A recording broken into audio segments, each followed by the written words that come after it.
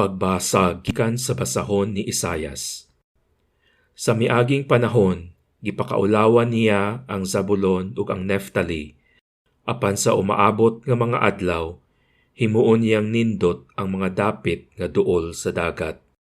Ang yuta unahan sa Jordan, ang Galilea nga gipuy-an sa mga langyaw. Ang katawhan nga kaniadto naglakaw sa kangitngit, nakakitag dakong kahayag. Ang nagpuyo sa mangiob nga dapit, gisidlakan na sa kahayag. Gipadaghan mo ang lumulupyo sa nasod o Ginoo. Gidugangan mo ang ilang kalipay. Nagmaya sila diha sa imong atubangan, sama sa pagmaya sa mga tawo inigkating ani, ug sa mga tawo inigbahin-bahin nila sa ilang mga inilog. Sama sa nahitabo sa Midian, gigupok mo ang yugo nga gisangon kanila, ug ang karga nga ilang gipas-an, ug ang bunal sa nagdaog-daog kanila. Sunugon daw sugnod ang tanang sapatos sa mga sundalo nga nagpaingon sa gubat. Ingon man ang tanang sapot nga natumog sa dugo. Natawo alang kanato ang usa ka bata.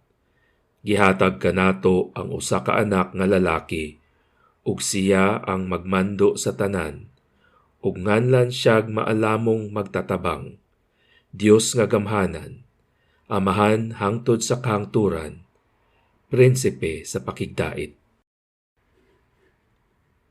Pagbasa gikan sa sulat ni San Pablo ngadto sa mga taga-Efeso.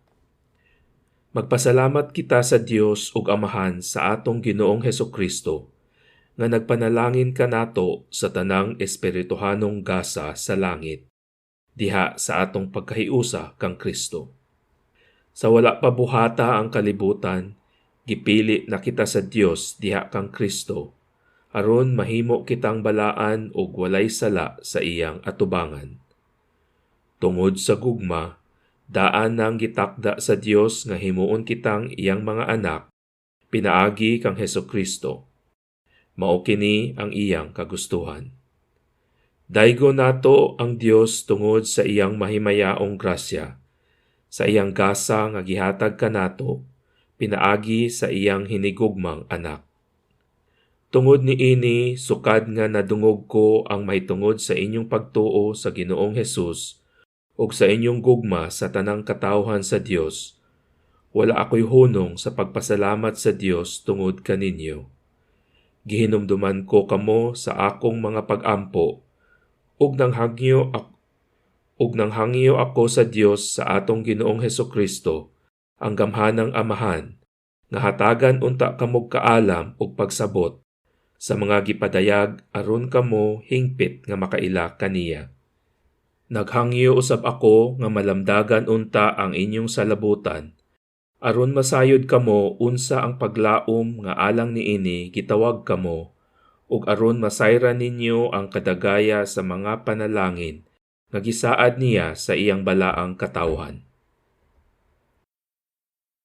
Pagbasa gikan sa Ebanghelyo sumala ni San Mateo. Niadtong higayuna, ang mga tinun-an nangadto kang Hesus ug nangutana, kinsa man ang ilhong labing dako sa gingharian sa langit. Si Jesus mitawag og usa ka bata ug gipatindog niya sa atubangan nila. Unya miingon siya, mao kini ang tinuod. Gawas kun mausab kamo ug mahimong sama sa mga bata, dili gayud kamo makasulod sa gingharian sa langit.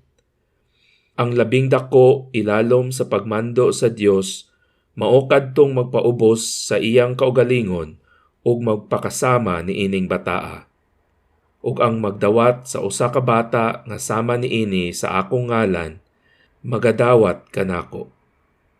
Matnguni ninyo nga dili kamo magtamay bisag usa niining mga gagmayng bata nga nagtuo kanako. Kay sultihan ko kamo nga ang ilang mga anghel atua kanunay sa atubangan sa akong Amahan didto sa langit.